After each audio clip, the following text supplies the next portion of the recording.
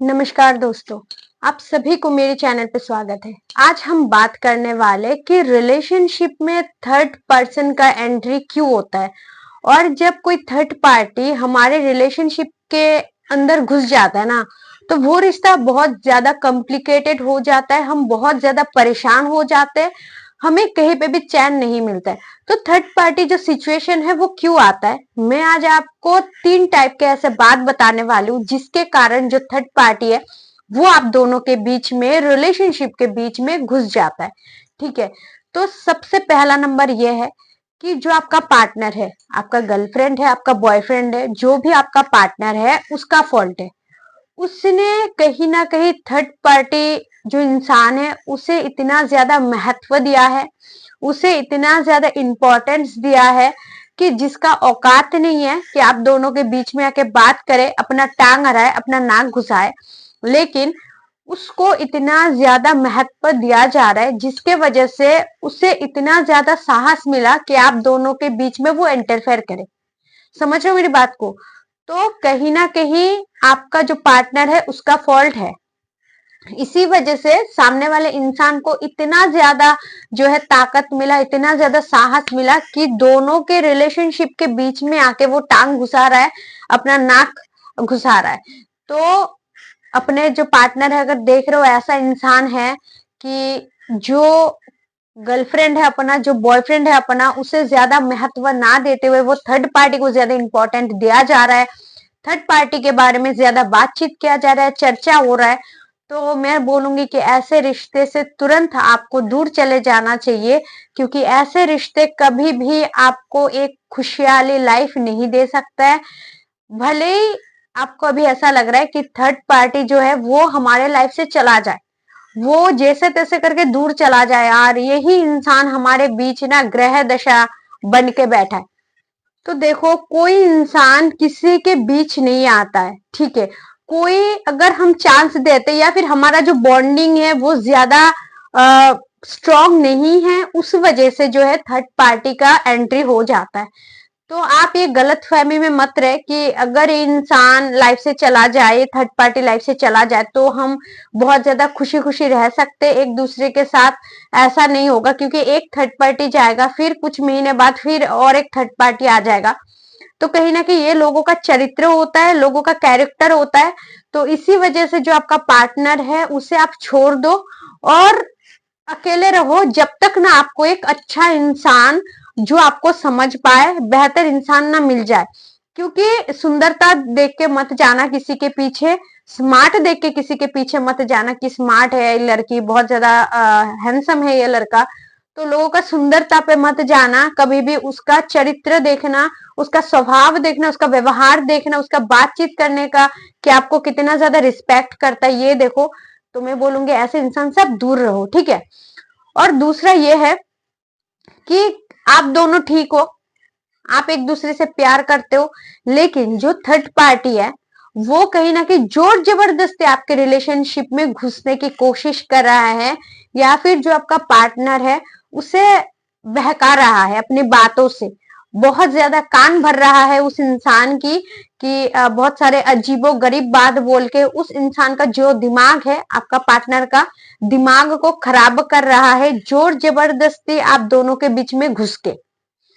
तो ऐसा तभी होता है जब हम सामने वाले को ज्यादा अच्छे तरीके से समझ नहीं पाते, एक दूसरे के साथ जो है अंडरस्टैंडिंग सही नहीं होता है, थोड़ा बहुत जब तू मैं हो जाता है, या फिर ज्यादा बॉन्डिंग अच्छा नहीं होता है, मैंने पहले भी बोला है। तभी जो थर्ड पार्टी है वो जोर जबरदस्ती शायद आपके रिश्ते में घुस रहा है और उसको बहुत ज्यादा कान मंत्र दे रहा है, बहुत ज्यादा भड़काने की कोशिश कर रहा है। और अगर ऐसा हो रहा है तो फिर भी मैं बोलूंगी कि ऐसे रिश्ते से दूर हो जाओ, आप ऐसे इंसान से दूर हो जाओ। ये कैसा अपना है यार, कैसा अपना इंसान है जो लोगों की बात सुन के, लोग जो भी कान में भर रहा है उसे विश्वास कर रहा है। तो मैं बोलूंगी ऐसे रिश्ते से आपको दूर हो जाना चाहिए और अकेले रहो। फिर भी दोबारा मैं बोल रही हूँ, जब तक ना एक अच्छा इंसान आपको मिलता है, ठीक है। क्योंकि ऐसे इंसान के साथ आप रह के अपना समय बर्बाद करोगे, बस और कुछ भी नहीं। क्योंकि आप बार बार उस इंसान को समझाओगे, उसके पास जाके मनाने की कोशिश करोगे, अपनी तरफ उसे लाने की कोशिश करोगे, लेकिन कोई फायदा नहीं है, क्योंकि कहीं ना कहीं उस इंसान के ट्रस्ट इशू होगा, या फिर उसके मन में कहीं ना कहीं आपको लगे कहीं ना कहीं खोट तो जरूर होगा।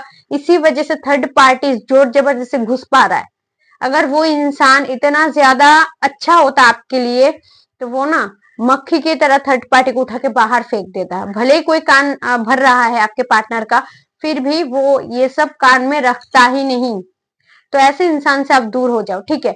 और 3 नंबर बात जो है ये है कि कभी कभी हम अपने पार्टनर को बहुत ज्यादा उल्टी सीधी बातें बोल देते हैं, गाली गलौज कर देते हैं, बदतमीजी कर देते हैं। तो ऐसा हमें नहीं करना चाहिए। शास्त्र में भी लिखा है कि अगर कोई रिश्ते में हो, प्यार में हो, शायद आप लोग हस्बैंड वाइफ हो, कुछ भी हो, तो हमें एक दूसरे की रिस्पेक्ट बहुत ज्यादा करनी चाहिए। भले उसमें प्यार हो ना हो, लेकिन रिस्पेक्ट बहुत ज्यादा होना चाहिए, सम्मान बहुत ज्यादा होना चाहिए। तो शायद आप कभी अपने पार्टनर को गाली गलौज किए हो, अपमान किए हो, बदतमीजी किए हो, जिसके वजह से सामने वाले इंसान का जो मन है वो धीरे धीरे टूट गया है, या फिर उसके मन में ये आ रहा है कि यार कैसा इंसान है, हमेशा तू मैं करती रहती है, हमेशा लड़ाई करता रहता है, हमेशा परेशान करता रहता है। तो हमेशा ध्यान से सुनो, कभी किसी के साथ रिश्ते में हो तो उसे इतना ज्यादा परेशान नहीं किया जाता, ठीक है। तो सामने वाला इंसान ना आपसे बहुत ज्यादा उसका मन भर जाएगा, फिर वो थर्ड पार्टी के तलाश में घूमता रहेगा कि कोई उसे मेंटली शांति दे, उसे समझे, उसे रिस्पेक्ट करे, उसे प्यार दे, उसके साथ अच्छी तरीके से बात करे, उसे समझे। तो वो इंसान थर्ड पार्टी से काफी ज्यादा इंटरेस्ट लगा के बात करेगा या इन्वॉल्व होने की कोशिश करेगा। तो अगर ऐसा है तो अपने आप को थोड़ा सा सुधारो। अगर आपके जो चरित्र है, आपके आदत में अगर कुछ ऐसा है कि आप बहुत ज्यादा क्रोध होता है, आपको बहुत ज्यादा आप क्रोधित इंसान हो, फटाफट गुस्सा आ जाता है, तो बदतमीजी से बातचीत मत किया करो, बहुत शांत हो। अगर अगर आप देख रहे हो कि नहीं मैं बहुत ज्यादा कोशिश किया और फटक से गुस्सा आ जाता है, तो मेडिटेशन करो। मेडिटेशन ही एक रास्ता है जो आपका दिमाग को शांत कर सकता है और आपको एक पॉजिटिविटी की ओर ले जा सकता है, आपको सद्बुद्धि सद्ज्ञान दे सकता है। तो मेडिटेशन जरूर करो, बहुत ज्यादा लाभ होगा आपके लाइफ में, आपकी जिंदगी में बहुत सारे बदलाव आपको दिखने को मिलेगा। 1 महीना करके जरूर देखो, हर रोज 10 मिनट 15 मिनट जरूर करना। अगर टाइम ना मिले तो टाइम मिले तो आधा घंटा 1 घंटा करो, फिर देखो लाइफ मतलब यू स्पीड में दौड़ेगा। तो ये ध्यान में रखो कि हमसे ना कभी गलती हो जाए कि हम किसी को बदतमीजी करें, किसी को गाली गलौज करें। और आपके मन में ये सवाल आता होगा कि सामने वाला अगर हमें बेइज्जती कर रहा है, हमें गाली दे रहा है, तो हम क्या चुपचाप बैठे रहे, हम भी तो गाली दे, हम क्यों चुपचाप बैठे रहे, हम उसका खाते थोड़ी है। तो मत करो ऐसा, सामने वाला गाली दे रहा है, जरूरी नहीं है कि आप भी दो। वो नाली का कीड़े के साथ अगर आप कीड़ा बन जाओगे तो आप में और उनमें फर्क नहीं रहेगा। तो उसे गाली देने दो, 1 दिन नहीं 1 महीना देने दो, उसके बाद वो अपने आप गाली देना बंद कर देगा, क्योंकि उसे रियलाइज हो जाएगा कि वो कितना ज्यादा घिनौना नीच काम कर रहा है, कितना ज्यादा नीच इंसान है कि एक पार्टनर को बार बार गाली दे रहा है और सामने वाला कभी भी उसे गाली नहीं दे रहा है। तो अपने आप ना उसे मन ही मन ये आ ही जाएगा कि मैं कितना ज्यादा नीच हूँ, मैं कितना ज्यादा मतलब बेकार हूँ, ठीक है। तो आपको गाली देने की जरूरत नहीं है।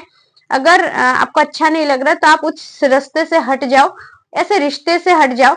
और अगर आप चाहते हो कि आपका पार्टनर के साथ आप जुड़े रहो, तो गाली गलौज बदतमीजी उसे मत करो उसके साथ, नहीं तो वो थर्ड पार्टी के साथ जाएगा ही जाएगा, अपना अटेंशन पाने के लिए, प्यार पाने के लिए, सम्मान पाने के लिए, ठीक है। तो ये 3 रीजन हो सकता है कि आपके रिलेशनशिप के बीच में जो है थर्ड पार्टी का एंट्री हो जाता है। तो ये सब बातों का अगर आप ध्यान में रखोगे तो आप लाइफ में थोड़ा बहुत नहीं काफी ज्यादा खुश रहने लगोगे और अपने लाइफ को काफी अच्छे तरीके से एंजॉय कर पाओगे। तो आशा करती हूँ ये वीडियो आपके लिए हेल्पफुल रही होगी। अगर वीडियो पसंद है तो लाइक कर देना, और अगर आप मेरे चैनल पर नए हो तो प्लीज चैनल को जरूर सब्सक्राइब कर लीजिएगा। खुश है, अपना ध्यान रखें। Thanks for watching. जय श्री कृष्ण।